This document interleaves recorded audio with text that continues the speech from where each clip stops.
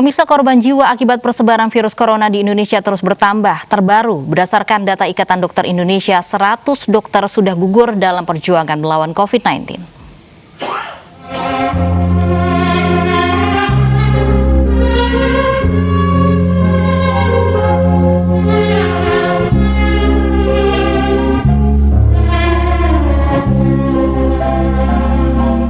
Angka kematian tenaga medis Indonesia tengah menjadi sorotan.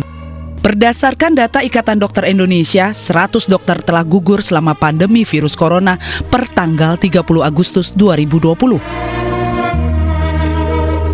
Seluruh dokter yang meninggal dalam kondisi positif COVID-19. Jumlah kematian dokter terbanyak berada di Jawa Timur, yakni sebanyak 25 dokter. Kemudian Sumatera Utara 15 dokter dan DKI Jakarta 14 dokter. Berikut daftar 100 dokter meninggal berdasarkan catatan ID per 30 Agustus 2020. Daerah Istimewa Yogyakarta 2 dokter, Jawa Barat 8 dokter, Jawa Timur 25 dokter,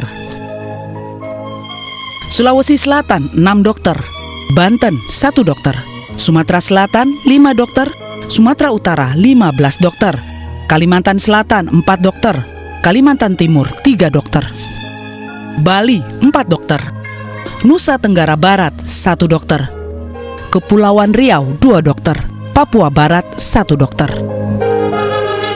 Sementara Ketua Umum Ikatan Dokter Indonesia di akun resmi @PBID, Dr. Daeng Fakih menyampaikan duka mendalam atas kepergian para tenaga medis yang menjadi garda terdepan dalam menangani pandemi COVID-19.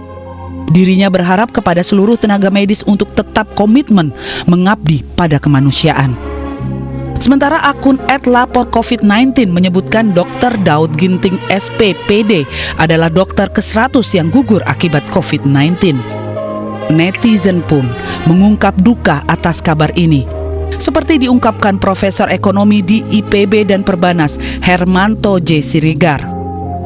Faduka Kolak juga berharap mereka para nakes masuk surga karena telah meninggal secara sahid. @Sibi, Inna lillahi wa inna lillahi rojiun. Selamat jalan pahlawan, semoga kalian mendapatkan tempat terbaik di sisinya.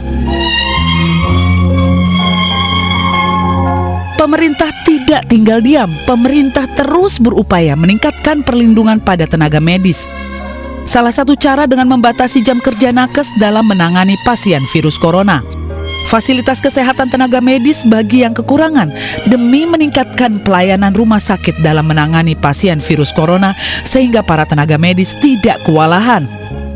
Melakukan pelatihan kepada dokter maupun tenaga kesehatan terkait penggunaan protokol kesehatan COVID-19. Cara ini dilakukan demi memastikan seluruh tenaga medis sudah memahami penggunaan protokol kesehatan yang baik dan benar saat merawat pasien virus corona. Tentu saja, dengan terus bertambahnya dokter yang meninggal dunia akibat COVID-19 adalah kerugian besar bagi Indonesia.